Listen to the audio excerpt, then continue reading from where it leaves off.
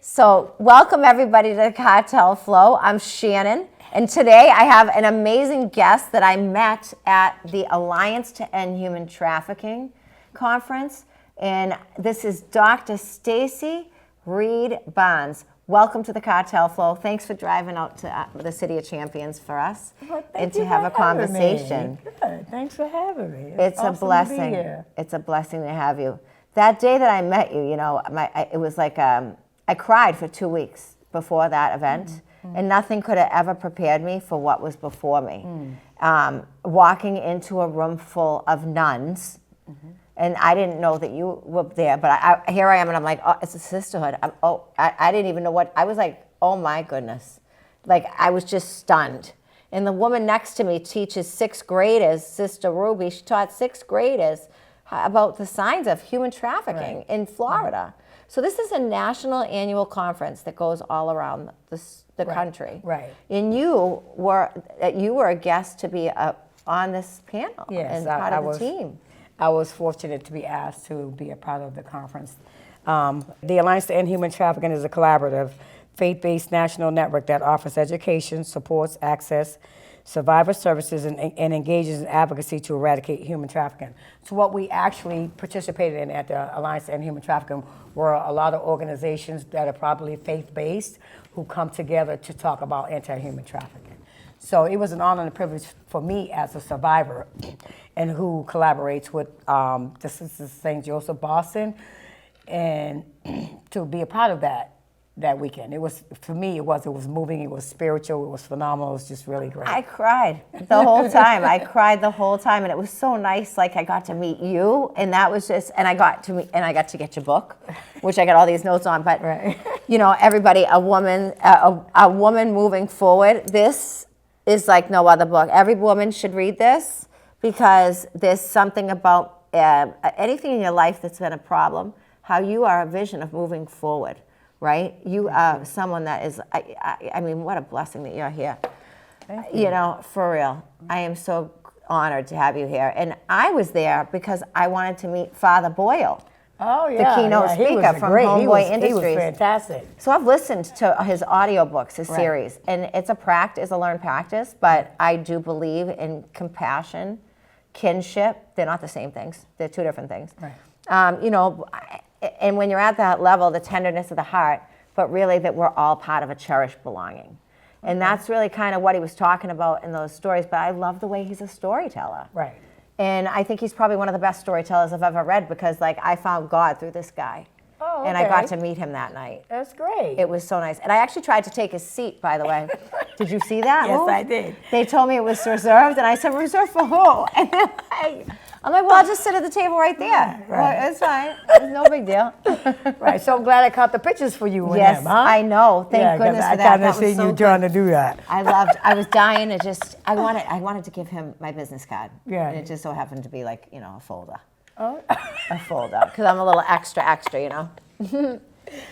But oh, that's something. let's talk about you for a second. Sure. And let's talk about Stacys Joy, your foundation. So let's kind of let's start at the beginning a little bit, because I did read your book. Right. And there's there's a few poems in here that are unbelievable. Right. That are, it really kind of sums up your life. Right. But I know that writing is your kind of healing path in some sort of way, and I know that with all of the groups that you teach and lead, you facilitate a bunch of groups all kind of all over the state, in different entities. Right. Right. So you said you were at South Bay. Right. I run groups with Transformational Prison Project at South Bay Correctional Facility. But I also work for Pine Street Men's Stabilization. I run groups at Pine Street. And I also run groups at Albert Hospital in Jamaica Plain. And Shattuck, too. Yeah, Shattuck. It depends on wherever they at, wherever the call, wherever the need is, I'm there. But you're also boots on the ground, girl. Yes, definitely. My love, if I had to pick a passion, it would be boots on the ground, frontline work with people who like on the streets, who are struggling, who are in detox, or who are in like hospitals, or just really struggling to trying to find their way through a life of trafficking and exploitation and substance use disorders. Yeah. Yes, we need that here too. You are right. Like you're my spiritual warrior on the ground, the boots on the ground. I'm serious. You're going to teach me because you are a fascinating woman to me. The fact that you do that by yourself. Well, actually, I know you go during the day. I'm not a one-man show. I know a lot of people think a lot of times because I have the passion to like meet survivors where they're at, and I'm not afraid to be a front lines worker. There is a whole team of people with me, and every now and then, because you don't see some of the people that work with me, they are there. Just everybody doesn't care to be like on the camera or in social media. That's fine. I mean? Oh, but you're not alone. Okay, because I just saw you out there cruising around by yourself, and I was like, this girl is bold. This is some moves that I would have done. No, never. But in all fairness, in broad daylight, like early in the morning, like some of the mornings that I do go out, like en route to like maybe people to the are sick hospital at that time. Or to the jail to run the groups. You know, you can see, and if there's enough people, it's a busy enough time and early in the morning. Like what you see me do as boots on the ground in the morning, I would never do at night because it's just too dangerous.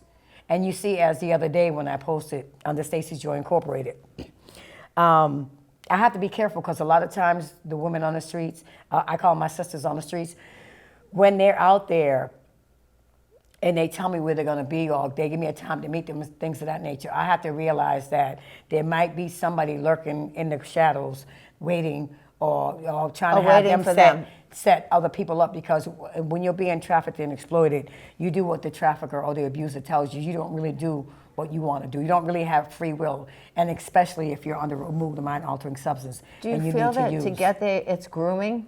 Like to get, like from that, well, like, it depends. Or is it something that, you know, how do you think that your lived experience should show someone that really wants to try to get themselves better?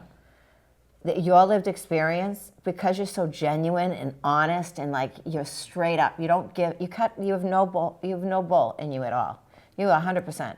So I can't imagine that people wouldn't automatically be drawn to you because of that genuineness. Yeah, thank you for that. For but it's not that easy. See, and this is the problem. It's not easy to just, for a survivor, for a person who is having these lived experiences, to just say, okay, you know, here's Miss Stacy. You know, she has the same lived experience. Now, you know, I can be free. It doesn't work like that because it didn't work like that for me. The difference between when I was being trafficked and when I meet other trafficking victims or survivors, right, is that I just want to be a person, a vehicle, a vessel that they can see, a vision of hope. That you are like a beacon of light for these women. But I'm not the savior. There's a difference. I'm not the savior. I'm just a vision of hope. And because I meet folks where they're at. I'm not saying that when I see somebody and I meet them in their experiences that you have to leave, you got to exit, oh, God, you need to do all that. I don't ever say that. I just check in and say, I see you, I hear you, your life matters to me. How can I help you today? And where will you be at tomorrow so that maybe we can keep this line of communication or build this relationship? And you let people tell you their story and you listen. That's like being here, sanctuary with sneakers on. You know? Right. Because that's what it is. Just come as you are. Right. You know, and that's how I accept everybody. Right. Because nobody's better than anyone else. Right. And that's where I think a lot of the society's gone wrong here. Especially like the fact that, let's talk about the fact that the government didn't show up for the Alliance to End Human Trafficking. Well, I don't get it. I'm just going to put that period exclamation point. Yeah, I don't get into particulars of listen, that. I called. I know that the mayor didn't get the message. Okay. I know he didn't understand. I know that because I called the mayor's office that day. Brockton, I thought we should represent. Oh, I don't know anything about. I thought so. I believe that Brockton. I was there, so that's all that mattered. I showed up for Brockton. I showed up for survivors. And you showed up for survivors. And I also showed up for organizations who want to hear a survivor's perspective, whether it be at the session that I did on the grooming stages of human trafficking. Amazing. And or the session that I did with the Human Trafficking Research Hub from William James College, which I am a part of, which I'm a recent graduate. I actually got my doctoral degree. Congratulations. From William James College last June 8th. So it's an honor to be on the hub, and I'm just honored that any school. So it's been a year. Yeah, any school. Yeah, that from graduation. So I'm honored that any school, you know, is willing to have a research hub focused on human trafficking and doing the research that they're doing. Like, they're a phenomenal team. We're doing some awesome work. As a matter of fact, last year we were published by the APA in the work that we do, and we just work diligently every day to bring about awareness, education, and real facts to human trafficking. And so it's an honor to be statistics. that. So Yes, you yeah, know the numbers don't lie, statistics. right? Statistics, right? But I'm not a numbers woman, so I ain't gonna sit here and tell that lie. No, right? I mean, listen, I got to Google it, but I will tell you this. Yeah, I just bring the survivor perspective. Like, I feel like anything about us should include us. And so I was glad when they said that I could be a part of the hub, right? And then I was a part of the hub before I was even a student before I even got accepted to a doctoral program at William James. And so they were, yes, God is so amazing. Like, I never even imagined that. I never imagined even really 1 second of like living beyond my addiction, never mind becoming a doctor. And then I'm the only doctor, only generation, first generation, however they say that, in my family to become a doctor. So there's a lot of miracles going on here, but I don't like, for some reason, like I have a humility about that, right? Because I just want to help others stop the suffering as I have. And maybe not go through the pain that you had. Right, who shares some of the same lived experiences. Or you could protect maybe somebody that's new. I if try. you see it, even like, I have to say there is a point where maybe in schools it doesn't get noticed, for example, but a child maybe could be disengaged, right? Around certain things or around certain conversations, around certain people. Right. And I think that stuff gets like unnoticed, I mean, it's a thing. It's a thing. Yeah, but did you get suspended ever at school? So for me, I feel like when it was happening to me and I was in school, when I was a child, I come from a culture where you don't say anything, you don't tell anybody. Right? Everything's swept under the rug. And then back then, like people, it's not, thank God for evolution in today's times, because there are red flags and there's a lot of education and awareness in our schools and things of that nature. So thank God for all that. Thank God for the campaigns, the PSAs and all that stuff about human trafficking awareness. There is one here that comes to the BCA too. It's great. There's plenty of them. I'm just glad to be a part of that. Those vehicles that come in and say, hey, these things happen. I'm a person with lived experiences. However you want me to contribute to the awareness and education around this phenomenon, that I'm more than happy to help, because I feel like had I gotten information earlier on, I would have known that I would have maybe made better choices. But sometimes when you're being trafficked and forced, or if you're brainwashed, or if you're naive and you don't really know what's going on, you can't do nothing about what you don't know. Well, or if those kind of actions, behaviors normalized, like I would be in touch, for me was like, I come from a house, whatever happens in this house stays in this house. You don't go telling your business. Right. And then my abusers were threatening me, like if I go and tell anybody, like at 5 and 6 years old, let's pull this book out real quick, because I got a statement here that they're like kill really, you're not going to say anything, right? This statement, I just can't. I mean, let me just. I got to just bring it here. It's right here with the paper, with the note. It's look at. I mean, me and the Post-its, but it's when you were in. First grade. You were in the first grade.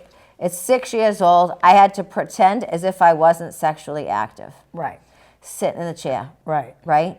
So you wondered if anybody else was like in the same situation. You were 6 years old, girl. Right. I don't think any kid 6 years old really should have to go through that. Right. And at 6 years old, we're so confused. Right. And we're so afraid that we don't say anything, and we're so ashamed. We take on this overwhelming sense of shame and guilt that we don't deserve, that we don't need, that we should not have, that we should not have to experience. And so at that age, you're just stuck. And so the fear is overwhelming. Like you almost feel like there's nothing you can do. But again, I go back to thank goodness for evolution and our, the teachers and the nurses and the people who are responsible for our children, right? That they are hopefully, God willing, like paying attention to the red flags of withdrawal, with shame, or maybe acting out, or maybe being sexually promiscuous and sexually inappropriate at a certain age. Things of that nature is kind of like red flags. Yes. But for me, I was withdrawn, and I would distract with other things, like I like trying to be an overachiever. Like I was on the honor roll. You were on the honor roll. You always got good grades. Right, so nobody could tell because I wasn't telling. you know, Right. and I knew I always wanted to tell somebody. Like, I had favorite teachers, but I felt like if they told, because I came from such an abusive foster home, like my foster dad was like physically abusive, and then I had my foster brother and his uncle and his cousins being sexually abusive. So just At imagine 6 years imagine old, that 5 years whirlwind old, at 6 years old is not six, okay. yeah. And so, you know, I tried to do up the best I could with what I had to survive. And you know something, I didn't grow up in a house where somebody said, "Oh, what are your feelings like? How are you feeling today?" Like, you know when somebody asks you how you're doing? Right. You know what I say? I'm hanging in there, 2 thumbtacks and a string. Because what else am I going to say, right? I am. So for real. But like when somebody asks you how you're doing and people say, okay is not always really the best answer, right? So it's like peeling the envelope, right? Right. But you know, so it's the same thing like with a kid or with that stuff. It's just like peeling an envelope, and you can't really get it unless somebody's willing to talk. Right. But because of the way that you grew up, and the way that like most people grew up, or the people that grew up in our generation, Right. we didn't talk about feelings in the house. Right. You don't talk about feelings, and you don't tell about what's going on. No, you don't talk about anything in your life. And because it was so normalized, you know, and because of this quote that gets on my everlasting nerve, you know, prostitution is the oldest profession. I believe prostitution. It is. Yeah, well, no, it's not. It's the oldest oppression. I beg to differ. Oh, yes, you're right. It is the Anytime you can give somebody money, you exert your power over them, and they have to do what you tell them to do because you just purchased them. That's right. So for It is oppression. for me, I believe it's the oldest oppression. Now, I'm not here to debate and fight I'm with with anybody you, who wants to actually. believe whatever they want to I'm with believe. you on that. But for me, in doing this work, okay, so I was trafficked up and down the East Coast of the United States for 7 years, right? Yes. And I'm an international survivor leader professional, where I have a lot of survivor leader sisters that are not here anymore, and a lot of survivor leader sisters that I do the work and advocacy on the state and federal level. You know, and so I can. Yeah, you are out there. Yeah, definitely. You are with the governor. You are out there. Yeah, I'm on the Governor's Council for Human Trafficking, Sex Assault, and Domestic Violence in Massachusetts, and I'm a part of the Sex Trade Survivors Caucus, which we're all going to meet up at the World Week Conference, which is one of the biggest organizations, that anti-human trafficking organizations in the United States. And so, when we collaborate and network, World Without Exploitation, World Week. It's an organization, anti-human trafficking organization, one of the biggest ones. I'd like to come and support you on that event. Yeah, yes, they're having their conference, but it's sold out. Okay. June 7th, 8th, and 9th in Washington, D.C. But I suggest that anybody who wants to know about anti-human trafficking to definitely look up World Without Exploitation World Week. And you can pretty much navigate their resources and their page and see what I'm talking about. Because that's a real as well thing. as Sex Trade Survivors Caucus. Sex sells. Yes, as well as like Stacys Joy Incorporated, my new organization. Which, God bless you, and I love your new logo. It looks beautiful. I'm so happy for you and proud of you. Yeah, thank you. Let's hear a little bit more about that, Stacey. Yeah, so how it was founded, like how you got there. So Stacys Joy Incorporated, thank you. Thank you. Yes. So Stacys Joy Incorporated was founded because I felt like I wanted to go back to my neighborhood and communities to where I had some lived experiences and help the little girl like me. It really started out as a selfish kind of thing, because I was like, at first I was like blaming and mad and angry at like all the adults and all the society and the legislators and whoever from where I grew up with, because I was like, how come nobody is saying anything to us little black and brown girls about being touched and being adultified, you know, and just do they talk about it okay. to anybody? Yes, I'm sure there's a lot there's a lot of organizations now that go out and offer these kind of presentations and groups and workshops and things of that nature, but it's very, very quiet. They're not as outspoken as me, you know. Like I feel like, you know, but I don't really want to compare myself because I haven't really looked at all the groundwork they've done. So the reason why Stacys Joy was created was because of a team of my board of directors believed in me. Because at first, you know, of course, as a survivor, I often, even though I've gotten a doctorate and my life is okay and I've gotten married, I'm a homeowner, all the things, it's like I still suffer from otherness and shame and guilt at times for things that were done to me that were not my fault. and I didn't give permission to, right? And so when I really think about it, it's something in my heart just won't let it go about helping the little girl who got turned out, or the little girl who was trafficked up and down the East Coast, and being like hidden in plain sight. Like I was trafficked downtown Boston in the combat zone, Tremont Street, Washington Street, Park Square. I remember you wrote the first night that you up went and out, down Blue you know? Hill Ave, Dorchester Ave, Talbot Ave. And so when I think about like Mattapan Square, when I think about Hyde Park, Dorchester, like now I was able to pick up somebody or be picked up at any place in any one of those neighborhoods, right? And nobody ever even paid attention to people who were pulling over, picking up a child.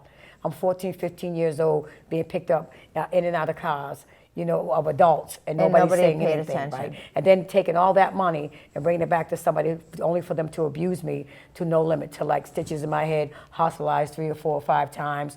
Nobody's looking for me. I wasn't one of the little kids who were on a milk box. People didn't care. And I was checking back in and out my family. Right. But if you come from a dysfunctional family who gambles, who drinks, and that's just their culture, then it's just the way it was. And when I was coming along. It's the way that Right. It's the way that Brockton was too. I mean, Right. Boston and Brockton are very parallel. And so we want to change the narrative to those ways now. We want to pay attention to our little girls who are just wandering the streets at all hours of the night, or feel compelled to hang out and drink and do drugs and do all the things that they shouldn't be doing at 14, 15, 16 years old. How old were you? Well, to be honest with you, I come from a family of drinkers, I was right? 11, I So think. I might have been 6 or 7. Okay. Because my family, I come from the projects where they would have house parties, leave the liquor bottles and the beer bottles around. We'd pick them up and drink them and maybe. feel a little Yeah, tipsy. maybe I drank a and little felt like bit. it was okay, right? at the by holiday parties, right? So by the Cruising the time I got holidays. to high school and my friends were drinking Yago Sangria and private stock, I was all in. I was like, okay. Mad Dog. Right. Mad Dog 2020. You private got stock. Banana Red. Yeah. Banana Red. That was something else. Southern Comfort. Right. I mean, Right. God, those So- are the drinks. So, and where I come from, the culture I come from, if you didn't drink, you wasn't cool, you wasn't hip. So, but, and Steve, so I didn't know, at the time, I didn't know that I came from a family full of alcoholics or addicts. So I didn't know that I already had the gene in me that one would eventually be too many and 1,000 would never be enough. So I was off and running right out the gate with booze. I never identified as an alcoholic until I started trying to find my recovery through the rooms of Narcotics Anonymous. Yeah. And I couldn't, and I tried to get clean maybe. The first time I tried to get clean probably was maybe about at the age of 21, but I really didn't grasp recovery until I turned 45. I'm only 16 years clean, March 19th, it just passed. No kidding. Yes, and that's because I struggled most of my life, but it doesn't matter. We make it through. We make it through. We move forward. Correct. So I'm just glad for God's grace and mercy over my life, and that He saw fit to help me. Learn, not first of all, forgive myself for all the abuse that I endured as a child, and then as a teenager, and then as an adult, right? And to help me find a way out of no way to be able to have enough about me to be able to go back and help people who suffered as I have. Now, along the way, I've done a whole lot of cool things, but I think the most rewards that I get in my life today is when you see me doing the front lines work, or when I'm meeting with a sister survivor, one-on-one, meeting their families, meeting their children, seeing them get clean or sober, seeing them get housing, or meeting them where they're at. Some of them still smoke weed, some of them drink, some of them do what they do. I'm total harm reduction. Do whatever you want to do, listen, but I'm also judge and jury of your own life at the end of the right. day. But I'm a humanitarian. I feel like everybody's life matters, but I want but my goal is I really want folks to have some kind of peace in life to where they're not being abused and used. So for me, I guess that's what the bottom line is for me in the work that I do. And Stacys Joy was founded on trying to help those who are sick and suffering, to find some kind of peace in their life, not to be abused and used. Mm-hmm. That's amazing. That's an amazing story. What a great foundation. My gosh. Yeah. So you're on, I haven't read book number 2 yet, but you're on book number 3 on the way. Yes. So the first book was Stacys Joy, A Woman's Moving Forward, the autobiography, which you have there. Thank you for buying the book and reading the book. Of course, the book. I got Post-its. I got Post-its. I'm all over this book. I mean, you are amazing. Thank you. And like I said, did you ever think, growing up, you were going to write a book? Right. No. But you were a smart girl in Let school. me tell you honestly why I wrote that book, though. You want to laugh? So when I decided to get clean and sober and get out the life and all the other things, right?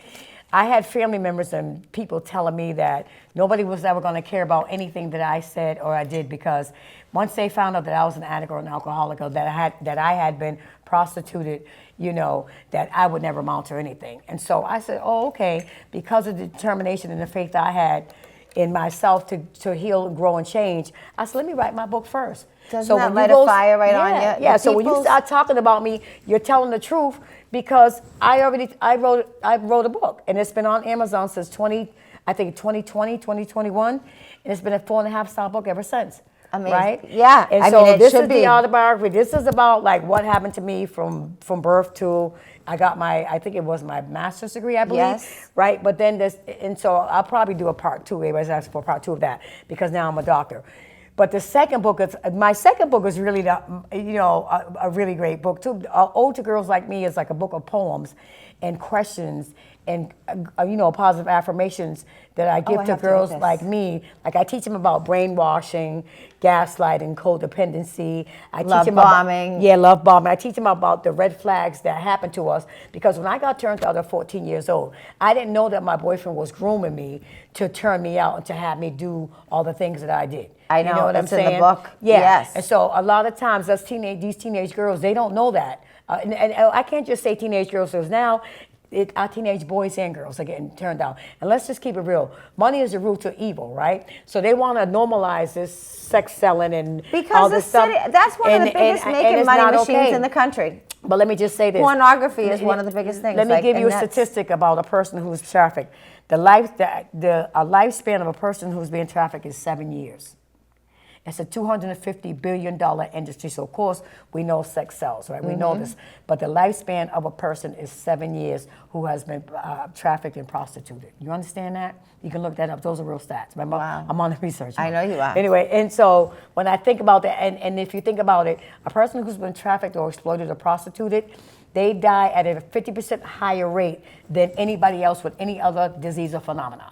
So just think about people who die from cancer or from AIDS, right? We die at a 50% higher rate than anybody else. And we want to keep this quiet? I don't think so. I have a lot of my friends who are not here anymore who passed away or who were murdered, who were killed, who were seen as just addicts or people who just want to be like they were, and they chalked them up and no little kid says they want to be homeless on the street. No, living around the corner. Right. No child ever says, I'm going to be a homeless drug addict and a prostitute. Automatically under the age of 18, you're automatically considered trafficked and exploited. But over the age of 18, you have to prove that you were enforced, fraud, or coerced into a way of life. Right? Okay. Yeah. And so if you don't prove those 3, then they say that if they you've give been us a hard doing it time. since you were 13 years old, how do they change that? And if you're under removed mind altering substance, you can't make an informed decision. You can't say, oh, yeah, because, I work also with men at Men's Stabilization in Pine Street, right? Yeah. And I love when I have conversations with them, because I'm working on the end. I'm talking to men, yes, because first of all, I don't want to blame anybody, I don't want to shame anybody, and I don't want to target anybody, right? So, but I want to end demand. I want to be able to help folks understand the error of their ways and the harms that Isn't it nice to see that men have emotion? People, right. Wait, so, does it show you that men have emotion? Yes, it does. Because what happens is I'm able to ask them the question when they crack the joke. Oh, Miss Stacy, I got a package, picked up a girl. I said, and then what? And what if that was your daughter, your sister, mother, or brother? How would you feel? And then they're like, oh, I didn't think about it like that. Well, I don't want the connection. Well, there's nothing wrong with having open relationships or being promiscuous. Why do you have to purchase somebody? Because I have guys who also say, I gave her my money, then I had to beat her up, or I gave her my drugs. They buy women with drugs, and I had to take my drugs back. Or I gave her my money, and I had all my boys slept with her. You think that's okay? Well, if that was your daughter, would you want to hear that kind of information about your daughter like that? What kind of guy thinks that's cool? But I'm just saying. It's out there. Yeah, it is out there. It's out there at astronomical numbers. Yeah. Right? And you think about the sex offenders. You think about, like, we don't have enough time in the day to go through all the crazy that happens with buyers and abusers. But if I can say something to somebody who's open to hearing what I have to say about it and bring about a little bit of awareness to them, then I do that too. I bring them in along too. I give them their flowers too. I help them do whatever they need to do to understand that the phenomenon of human trafficking is not okay. It's not okay, and it's alive, and it's here, and like people should be making noise about it. Right. It's like gang violence. Right. Right. Who's running the streets? Who's running the prostitutes right now? Right. Well, it depends. They could be trafficked by gangs. They could be trafficked by a pimp. It's just all different kind of ways. And I think the saddest thing for me in the end was that I didn't have a trafficker because I had an addiction. Right. And so the drugs compelled me to be out there doing what I was doing. Because you were done with him anyways. You had enough. Right. I was able to escape him. It wasn't like you can't just leave. But the first night you said he hurt you. The first night he kicked me in my face. Yeah. Kicked me in my face and told me to get out, spit on me, and told me to get out and go get his money. 13, 14? 13 years old. 13, 14 years old. Yeah. Yes. Okay, how about that part? Yeah, and I stayed with that person till I was like almost 20, 21, something like that, right? And so like when I think about that, and I think about like codependency, I think about gaslighting, I think about brainwashing, and I think about how like people don't want to talk to the police. And nowadays, that's another conversation I have. The police are not our enemies, all right? I know. But it was hard to help people understand that when a lot of times they had a hard time with the police, right? But now it's like, I try to help folks with understanding There's caring, nurturing police officers. Everybody's really not a bad cop, right? No. And but I'm going to keep it real with you too. I was abused by police when I was being trafficked as well. You know. Oh yeah, I'm sure of it. And so, but my thing is like bridging the gap between our allies and survivors, and because I let them know like everybody's not here to hurt us. Everybody doesn't want to hurt us. Everybody's not going to hurt us, and we got to stop putting our faith in something, right? If somebody shows you good nature and and good and respects you and is consistent, then I don't mind rocking with folks. You know what I'm saying? Yeah. Like being on the governor's council has really helped me to understand that I can be in a room with different lawyers and different law enforcement and things of that nature, and that there are people who truly do want to help us and don't like this thing that's happening, right? Yeah. And that we do need to reduce the harm and really shed the light on human trafficking in Massachusetts because it's happening here. It's not, Massachusetts is not a third world country. And they're not picking up, Brockton is not a third world country, right? People are not rolling around, they're not rolling around in white vans with, and things like all the stigma that goes with it. No, they're actually hanging out like me and you are hanging out today, and they're manipulating, they're forcing, they're frauding, or they're coercing. Mostly coercion, I think, right? Yeah. Coercing people into thinking this is such a wonderful thing to do, and forgetting to talk about the harms or the mental health that comes with it, right? Well, the mental health is crucial. It breaks you down. Right. The brainwashing and all that stuff, it just like kind of like rips you apart inside, and it makes you think that it's okay to live a life in abuse. Right. It makes you welcome the trauma, right? Yeah. And then before you know, you got PTSD, bipolar, depression, anxiety, schizophrenia, all the things, like everything you can have under the mental health umbrella, you're possibly going to get after being trafficked. And that's another statistic, that a high percentage of people who've been trafficked come out with a high percentage of mental health disorders because of the trafficking. Yes. Yes, I believe that. And probably the drugs too. Yes, over of course. time, that kind of just does the drugs help us suppress. I know for me, the drugs helped me to escape the reality of what was happening to me. Right, they helped me to not feel, deal, or try to heal from what was happening. Because there were a whole lot of barriers. Like I couldn't get housing, I couldn't get my education, I couldn't get proper health care. Like all those things were barriers and factors into, and the stigma. The biggest one was the stigma. Like people saying that your life is never going to amount to anything, and that's just not true. And that's what survivors need to hear, that your life does matter and you will amount to whatever you want to amount to. You're a doctor, Miss Stacy. But I never seen that coming. I really give that to the grace of God, the God's grace over me, because I was like, when I got accepted to William James's doctoral program, I was like, get out of here. I love it. Flowers for you. God Education is real. God is good. And education is awesome. And I also try to help folks understand that just go be great in any way you want to be great, because education is not for everybody. I'm not going to sit here and act like you I love writing you those went to RCC and you were like a little bit older than the student. Yeah, but I took the tools I learned from the program of Narcotics Anonymous into the schoolhouse, right? Yes. They told me to sit up there front, raise my hand, ask for help, and just do my life one day at a time. Question. And so I just applied the tools that I learned from the halls of AA and NA into my education. And before I know it, here I sit before you as a doctor. It's not easy, but I'm going to say this again. go be great however you want to go be great. A formal education is not for everybody. There's trades. There's passions that you have. You want to be a painter, go be a painter. If you want to work for a union and be a plumber, be a plumber. If you want to, whatever you want to do, just go realize your dream. Just be great. You know what I'm saying? But your dreams But if you want to get a formal true. education and become a doctor, a surgeon, and or rocket scientist and have at it, I'm rooting for you. Let's go. But do you believe like your dreams can come true Yes, if you they can. relinquish to God, if you relinquish your anxiety and your fear, and you just put all that stuff aside and you just accept God, right, into your life? Well, it depends on who believes in God, because you got to think about people in early recovery. Sometimes they have a problem with God. I know I did when I first got clean.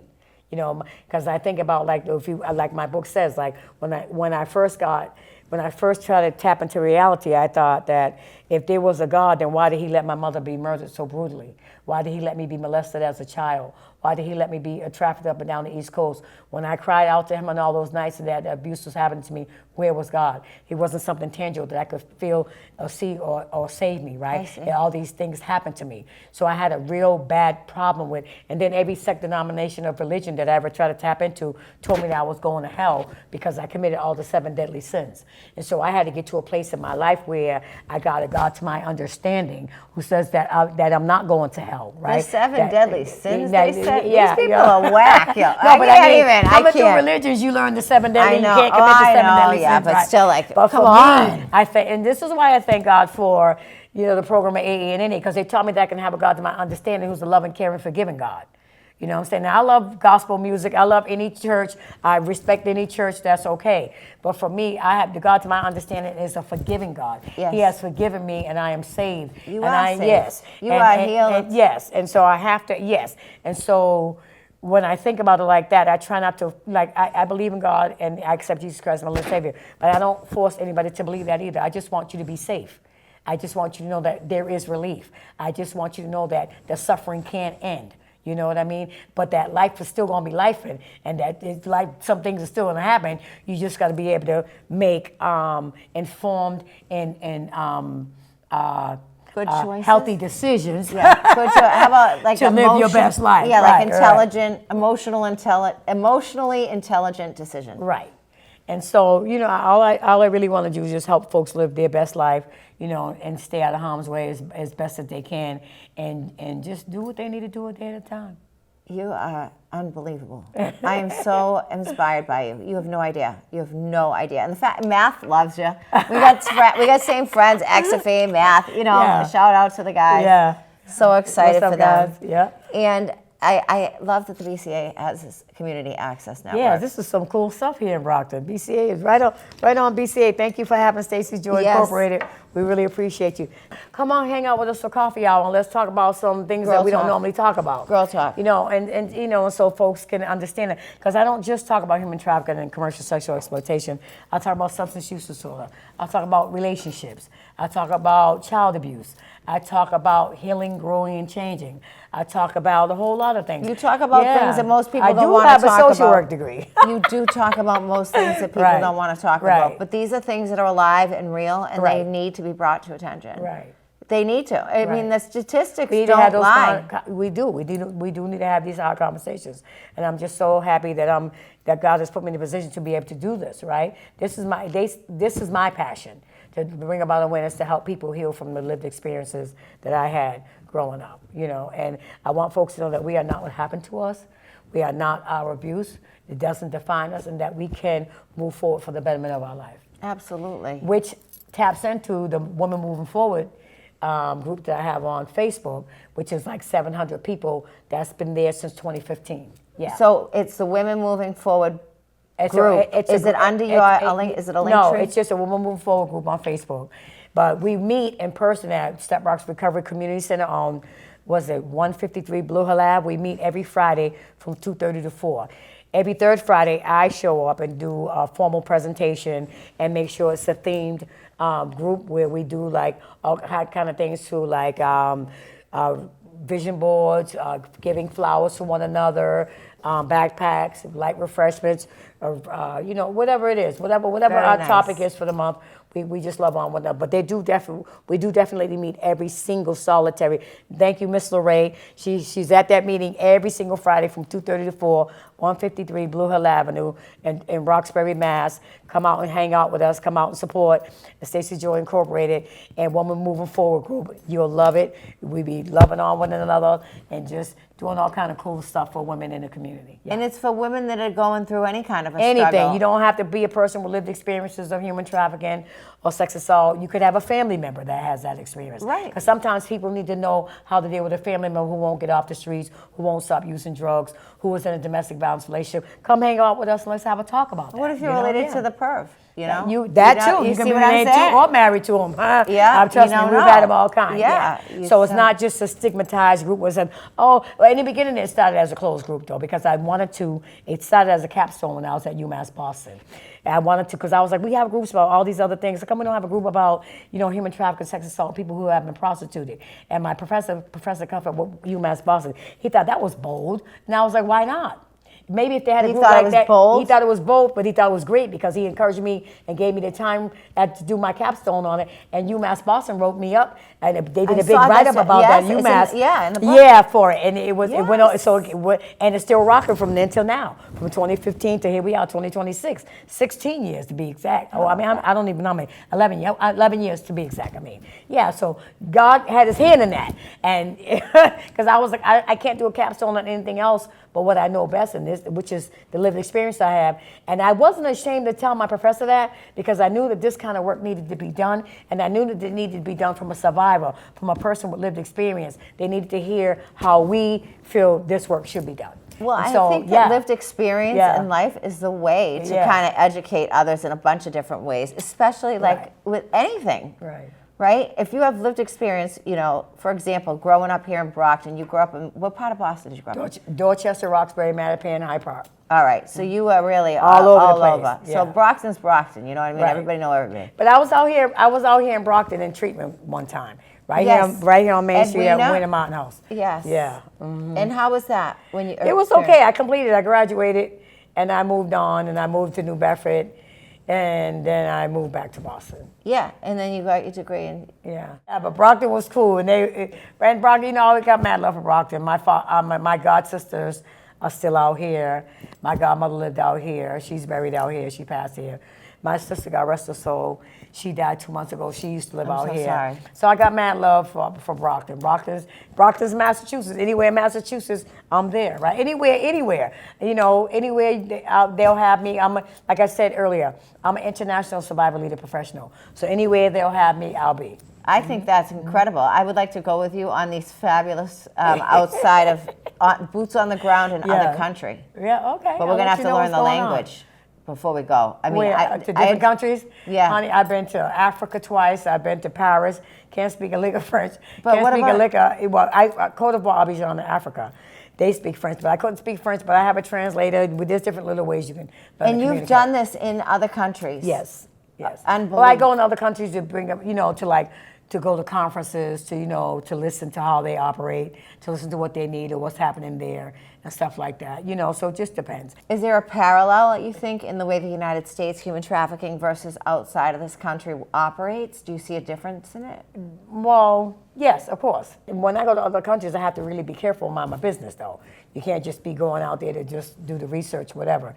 You got to, I remember one time I went to Amsterdam, and I just got off the airplane, and just the way that I seen how it's legal there. So when you go, you got to shut up. You got to be careful, because they don't play that. I think in Portland, Maine is legal now. You got to pay taxes. The prostitutes have to pay taxes in Maine.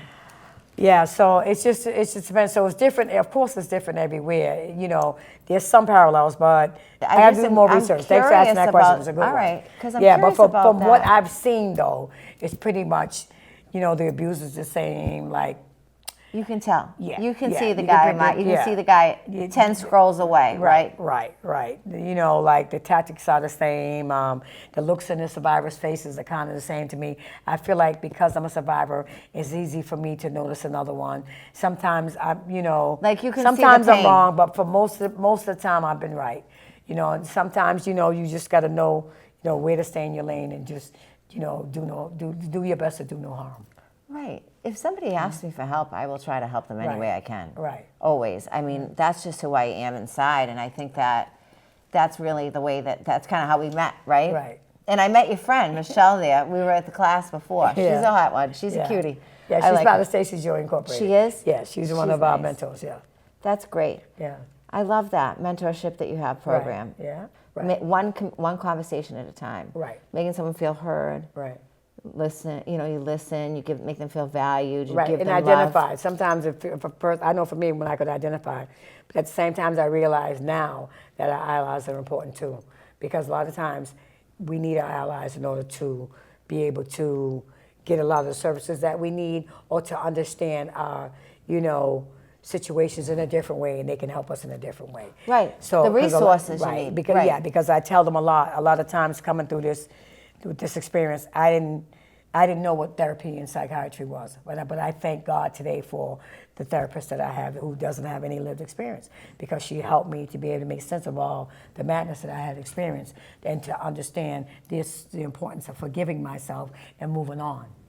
So I want to make sure that I give a shout out to our allies and to the therapists and to the people who listen. I'm going to to shout out Michelle Little, my therapist. She changed my life. Someone stole my umbrella when I was at work one time. That was a problem. I listened to you on Facebook, and you tell stories, and it's amazing what you do and how you connect. But the other day, you were PI, and I love going on that undercover road. If we need a drone, I got to find someone. There's someone out here will do it for us and help us. Okay. Yeah. Let's go. We're going to check the site. We're going to take a walk later. We're going to take a walk. Right. So thank you so much, Stacy. Yeah, thank you for having me. Dr. Stacy Reed-Barnes. All right, from Stacys Joy Incorporated. And we are going to stay tuned for all of the things that you do to come. And book number 3 is on its way, but I'm going to read book number 2 next, because I'm on the Stacy. Right. The book number 2 is Ode to Girls Like Me. All right. Stacys Joy, and it's Ode to Girls Like Me. We're going to get that one next. Okay. But this one is where everybody should start. Stacys Joy, a woman moving forward. Right. This is what time it is. And send me an email, and I can send you an autographed copy. Or you can get it on Amazon. I have an autographed copy. P.S. I get my stuff autographed. Yep. What time is it? Messages.